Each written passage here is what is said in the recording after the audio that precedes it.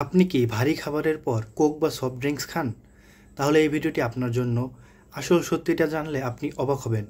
অনেকেই ভাবেন কোকে থাকা carbonic acid, phosphoric acid, carbon dioxide এগুলো আমাদের হজমে সহায়তা করে, বরং এগুলো আমাদের হজমে সহায়তা করেই না, আরও কিছু ক্ষতি করে। যেমন এগুলো আমাদের পেটে গিয়ে পেটের প্রাকৃতিক অ্যাসিড ব্যালেন্সকে নষ্ট করে, হজমে সহায়ক এনজাইমের কার্যক্ষমতা নষ্ট করে।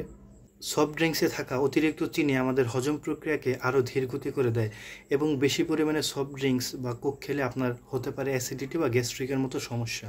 তাই যদি আপনি মনে করেন সফট ড্রিঙ্কস হজমে সাহায্য করে, তাহলে এটি একটি সম্পূর্ণ ভুল ধারণা। এখন আসুন জেনে নেই কোন কোন খাবার খেলে আপনার হজমে সহায়তা হতে পারে।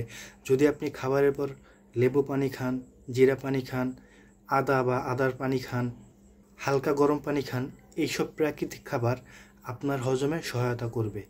মনে রাখবেন, কোক বা সফট ড্রিঙ্কস হজমের বন্ধু না, হজমের শত্রু। স্বাস্থ্য সচেতন হন, প্রাকৃতিকভাবে হজম ঠিক রাখুন।